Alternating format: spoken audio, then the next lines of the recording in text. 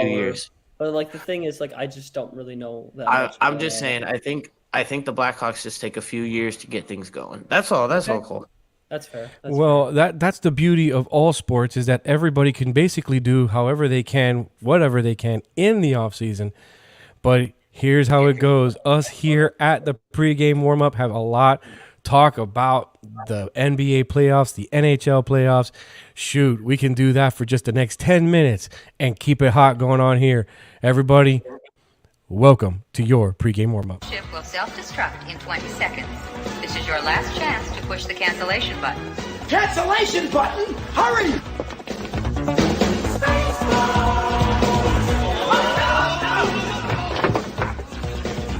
Where is it? Where is it? It's gonna be here. Out of order! Fuck! Even in the future, nothing works. This ship will self-destruct in exactly 10 seconds.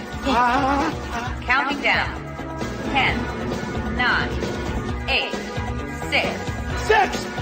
What happened to 7? Just kidding. There's the other end! Faster! 6, 5, 4, 3, 2, 1.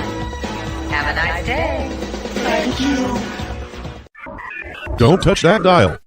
It's Leo Valdez. Give him the skibbity paps. And Hunter Horn. We're gonna need a wood motel with your pregame warm-up. Yo, DJ, drop that beat. Pick of the week, they be deadlocks. Most of these shows is dead wrong.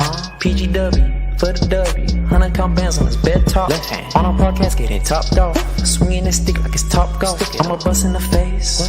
Then I'ma read you a verse from Philippians verse. Put the cash in your purse. Hello, everybody, and welcome to the pregame warm-up. It's your buddy Leo with Hunter and Cole. How's it going, Hunter? I'll start with Hunter. Good. Better than good. Great. Yeah. How about you, Cole?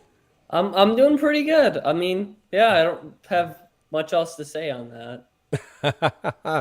All right. Well, it has been one heck of an NBA playoffs. The conference finals are going on right now, and we have a very hot Heat team shutting out so far the Boston Celtics with taking both of their home games away from them. Hunter, I gotta ask, does this Heat team look like it's NBA Finals, not just bound, but championship? Like they're there, they're ready. That's a championship caliber team right there. Do you think they could take it from the Nuggets or the Lakers? Either one. Definitely they take out the Lakers. The Lakers are showing their weakness right now. The Nuggets have me scared. Let me tell you, as a Heat fan, a homer, obviously rooting for the Heat. I have faith. I think they can get it done. But as a basketball analyst, the Nuggets are stacked, man. Let me tell you that Jokic guy, he can score. He can score in bunches, and he's really hard to shut down. I believe the Nuggets also have, I think his name's Jamal Murray. Mm-hmm. It could be a mistake, right? Yeah, no, they I think that's Murray. right. So that's another guy that's, it's going to be some tough assignments. I guess on Jokic, you would have to stick Bam on him, and you'd have to play like that trap collapse defense that they've been doing. You might have to have a few double teams in there too. Exactly. What do you think? Well, let's go, Cole.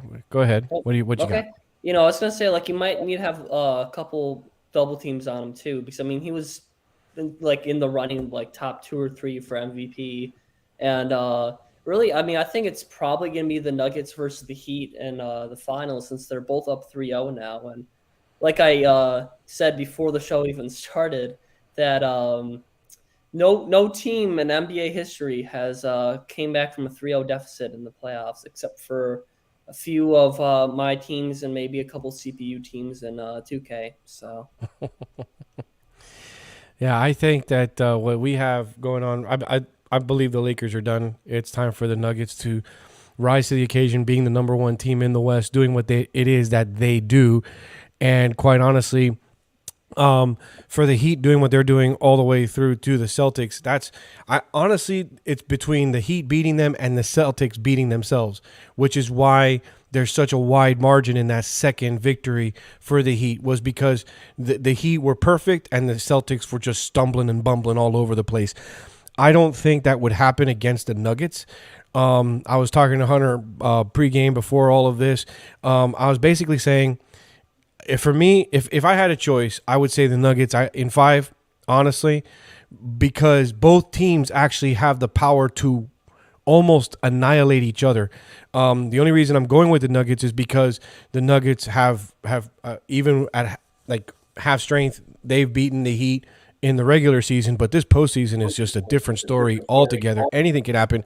It actually wouldn't surprise me if the Heat swept the Nuggets. That's just that it's been that crazy of a actual playoff. So in reality, yeah, I'd call a safe pick, but even then, like, that's still not a sure thing. It's never a sure thing. I think you had Hunter, you had the Heat going 7, right? Against Denver? Yeah. I got the I got the Heat in 7. I got them figuring it out some way. Miraculous game 7. I think they stop the Nuggets and they bring home their 4th ring. If they kill the past, then yes, definitely. What do you think, Cole? Well, I mean, based on what we've been talking about, I think that the Nuggets would probably win in 6 games. So that would be my prediction if they play the Heat. And what I think is going to end up happening is the 3-0 leads are not going to be blown, but each of the game 4s are not going to go to the team with a 3-0 lead. But then each of the teams are then going to win the game 5. So that's what I think. Okay. Let's see. Yeah, and it makes for great basketball. And when we have great basketball, and it's crazy because usually it's one way or the other. It's great basketball, and playoff hockey's kind of like dying down a little bit. Not such the case. We've got great basketball. We've also got great hockey. Hunter, let's talk about those Florida Panthers. I mean, even I and even you to a certain degree didn't think that they could take both at home against the Hurricanes. How are you feeling about your Panthers? I'm feeling strong about them, man. You know, superstition has me saying slam Canes though, because that's been the lucky charm right there. I remember that game 4. I was like, slam the Panthers. They're gonna close this out, and they lost. So that's the thing. You know, it's Bobrovsky. It's the goalie, and I've come on here and I've told you guys for months. I even told you back when we were on the radio that the Florida Panthers were a goalie away from being championship caliber team. Mm-hmm. Bob went back in time. He traded places with his Vezina trophy winning self.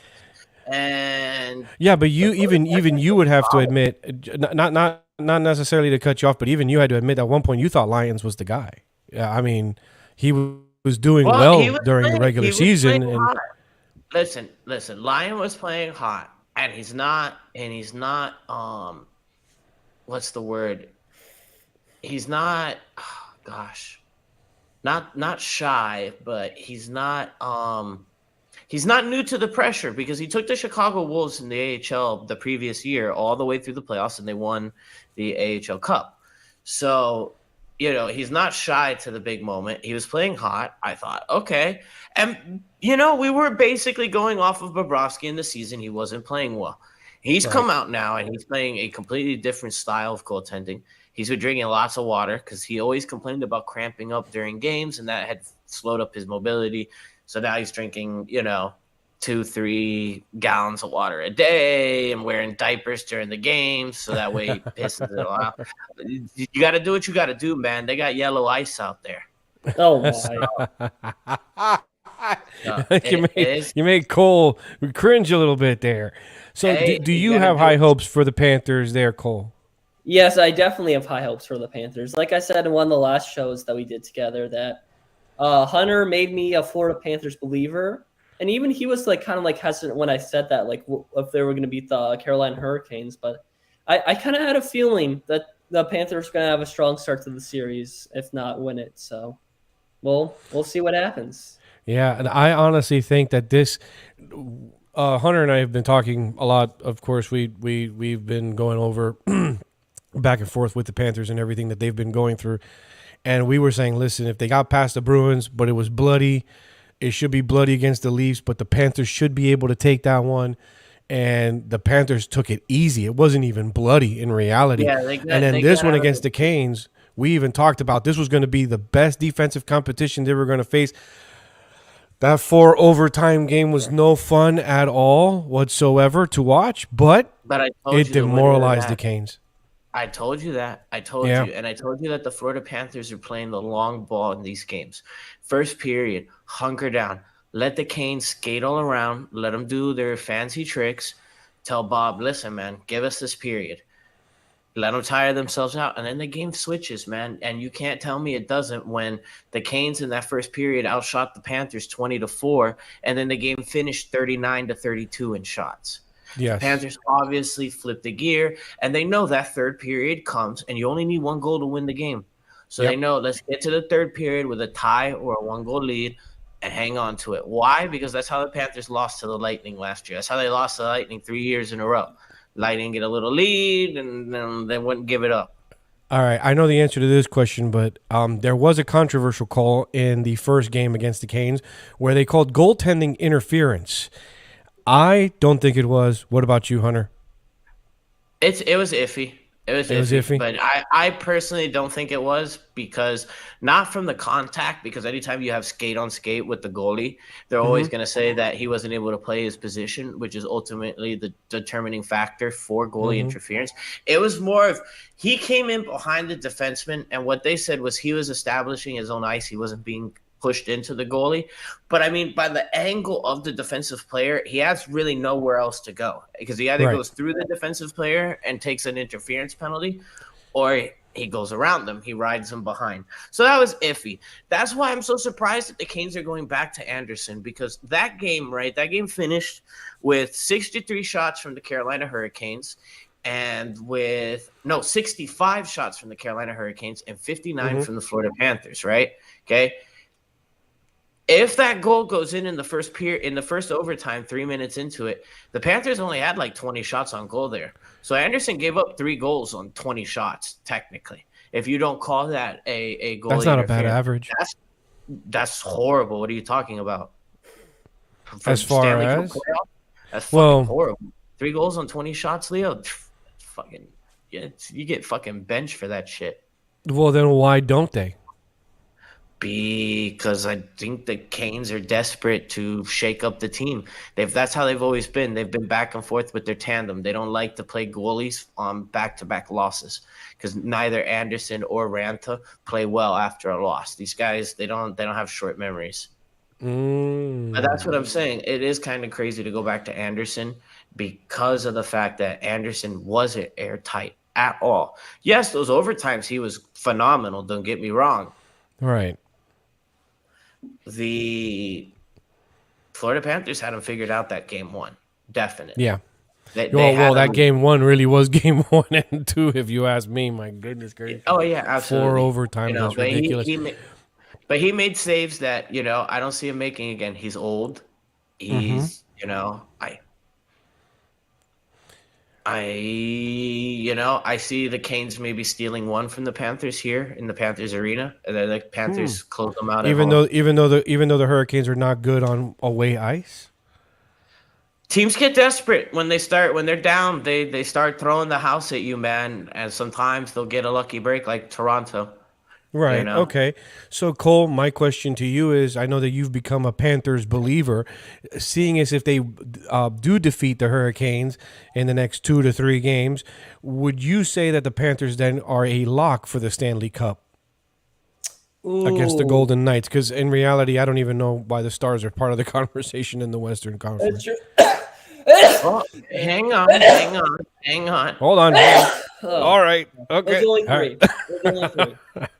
All right. Listen to some rock music. 5 or whatever. I mean, even 3 to 5. That's average for me. So I'm fine. Okay.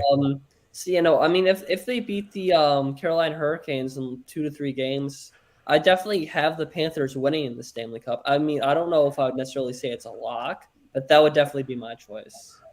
Okay. So I'm sorry. I've been trying to get rid of the static a little bit. No, don't worry about no static. Let's go. The Panthers are 16-5-1 in their last 22 games. They're 9-1 in their last 10. They're playing phenomenal hockey. They figured it out. No one's got an answer for their forecheck. Bob's, like I said, it's huge when a team has the safety net because they're not so worried about not fucking up because they know they got Bob back there that's going to bail them out at least a few times a game. Like, you got to understand, like, what Bob's doing is historic because the Florida Panthers' expected goals against average is up around like 8 to 9 goals a game. So although the Panthers are playing phenomenal defense also, don't get me wrong, they clear the rebounds out. They get them out of there. Bob's on the case. Sergeant Bob is on it. Yeah. No, I have the Panthers definitely getting almost a lock on the Florida Panthers winning the Stanley Cup. To me, the NBA Finals are up in the air between the Heat and the Nuggets. In reality, it all really depends on who's going to collect, I think, over 60% from field goal range. Now, before we close up, because there's a reason we started early, and there's a reason that we're actually going to end pretty much on a quick note.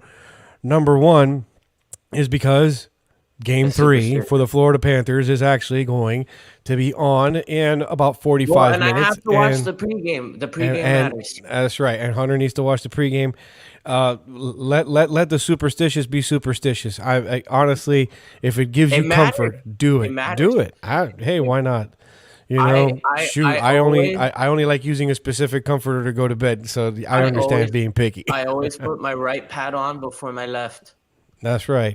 So that's the reason we started early, and then also the reason that we're pretty much going to finish up soon. But there is something that I do want to talk about real quick, and it is NFL related. And Cole, maybe you might want to start us off in talking about the fact that it looks like somebody's looking at getting back into the NFL, but not just as an analyst. No, he's not going to be putting pads on again, Matt Ryan? but as a minority owner. Oh. This is Tom Brady is applying for minority owner status of the Vegas Raiders. How? He's white. What does Tom Brady being white have anything to do with? You said minority owner. Well, he's only going to own a small piece of it. That's what that means. Ooh. Also, I don't know, bro. Every time I see minority owner, what do you say? So let's kick off Pride Month. I thought you were talking about Antonio Brown. And then after that, when you said not just as a player, I thought you were talking about Matt Ryan because he signed an analyst deal. Right. He's not officially retiring, right? So then I'm like, you're talking about Antonio Brown, Matt Ryan, and then with the rest of the sentence, I didn't really know who exactly you were talking about. All right, Brady has a 10-year, $375 million broadcasting contract with Fox, but the Vegas and Brady have agreed to terms on a deal that would make the former NFL quarterback a minority owner in the team, and they submitted the contract to the NFL. So it's still waiting for NFL approval. I mean, what does this mean for Vegas, really? I don't know. Because, I mean, there were rumors that Tom Brady was even going to sign to play there this upcoming season. So that is pretty interesting. I don't really know. That'd be nice. If they didn't go to jail so often. I think it's going to be interesting for Vegas to. I mean, for crying out loud, Oakland will no longer have any sports teams because the A's are going to be moving to Vegas. So I don't know. There's a lot. There's a lot of moving parts. They involve Las Vegas, Nevada. We got to keep our eyes open because, I mean, where Brady is, there's usually some commotion. There's usually something happening, and if it's the NFL and with sports betting becoming legal in a few more states towards the end of this year, it's going to be pretty wild and pretty crazy. So, Cole, do you have any last minute thoughts you want to share?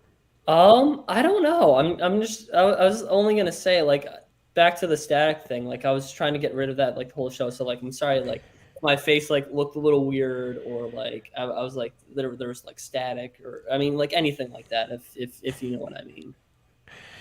All right. Well, honestly, Cole, you look great. Everybody can see you and they can hear you, which is awesome.